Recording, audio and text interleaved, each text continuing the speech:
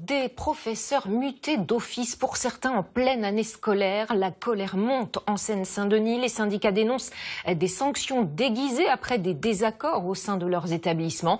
Ils appellent à faire grève la semaine prochaine pour les soutenir. Élise Ferret, Calypso Vanier. Catherine est encore sidérée suite à ce courrier reçu avant les vacances de Pâques. Cette documentaliste apprend sa mutation sans avoir au préalable été avisée par sa hiérarchie de cette décision. Je le ressens comme une sanction, oui, parce que déjà, je ne comprends pas la décision. Voilà. Je n'ai pas choisi de muter. Je voulais rester dans ce collège.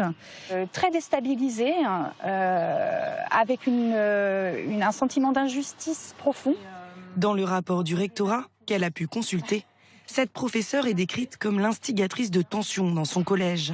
On lui reproche aussi d'avoir monté une liste syndicale. À Pantin, Céline a peur de trouver un recommandé dans sa boîte.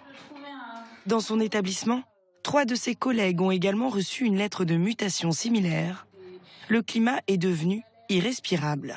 Des droits d'alerte, des collègues qui sont sous anxiolytiques, des collègues qui tiennent des propos suicidaires. Enfin, c'est terrible. Enfin, à Pantin, on a eu Christine Renon. Enfin, on n'oubliera jamais. Enfin, et on ne veut pas que ça se reproduise en fait.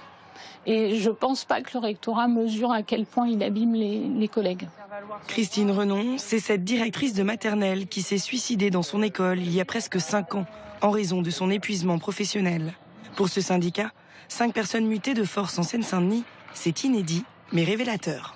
On est dans des pratiques calquées sur le privé, de management brutal, avec des collègues extrêmement en souffrance. Ce que nous, on n'hésite pas à appeler une forme de France Télécomisation de l'éducation nationale, c'est-à-dire que les collègues sont broyés, ils ne peuvent pas se défendre. Au téléphone, le rectorat dément toute sanction ou discrimination syndicale sans accepter de faire une interview.